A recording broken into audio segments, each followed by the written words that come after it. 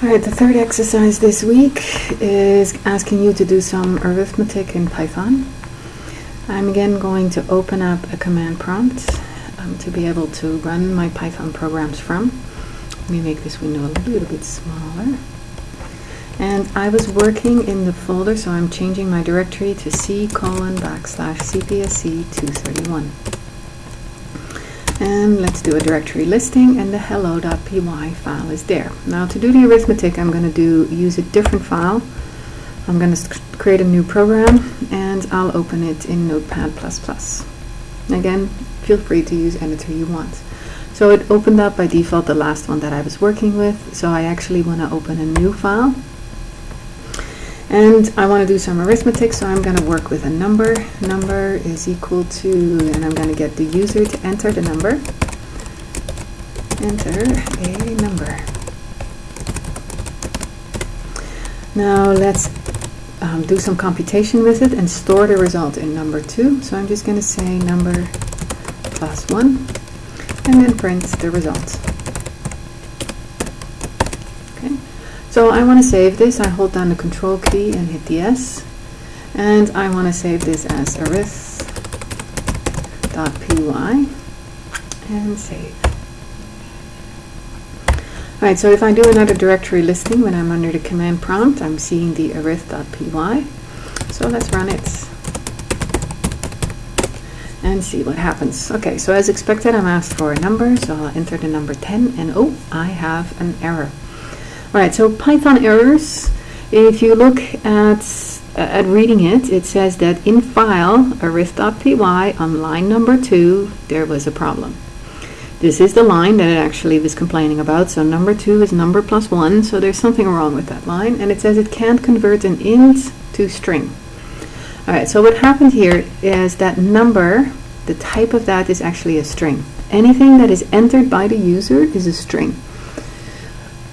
Anytime that we get something from that input, it is a string. So even though I entered a 10, and you and me as human beings can see that 10 is actually a number and not a string A, B, or whatever it is, the computer cannot tell the difference. So it just sees it as the character 1 followed by the character 0 and treats it as a string.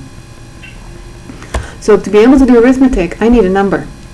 So I need to tell Python explicitly, take this string and convert it into a number. And the way that I do that is I'm going to tell it to convert it to an integer.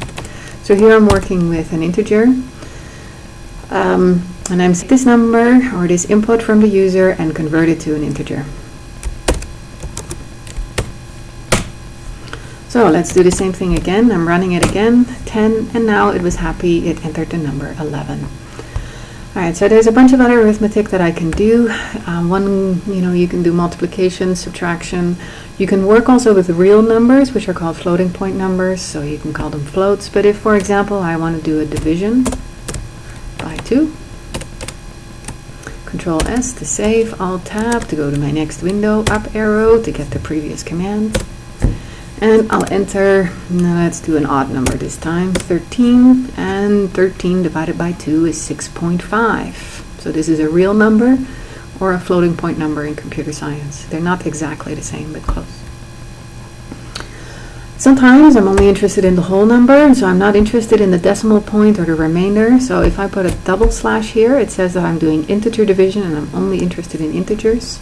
Control S to save, Alt Tab to go to my next window, up arrow key, the previous commands, and again I'll enter the number 13 and I get the 6.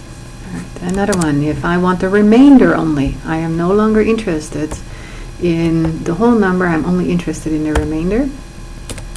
If I enter the percentage, it means I'm interested in the remainder after division. Okay, so I can save this and run it. And enter again the number 13, and after that division the remainder is 1. If I were to run it with 12, the remainder would be 0. Alright, so another example, I can do division and have the remainder after division by 0. If I run this, let's say 678, and the remainder of that should be 8.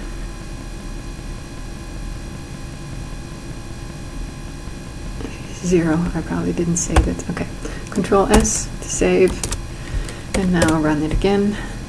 6, 7, 8, and the remainder is 8. And as with other mathematics, I can make these formulas much longer. I can put parentheses around this to indicate that I want to do this computation first. And then, for example, I can add 2 to it. I mean, I can make these computations, arithmetic computations, as long as I like, with similar rules to mathematics. And in your book, it has a really nice conversion, how to go from mathematical formulas or expressions to expressions in Python. Okay, I'll save this and run this. And let's enter again 6, 7, 8. So now it's 10 because the remainder was 8. I added 2 and I entered 10. So this is a basic introduction to do arithmetic in Python.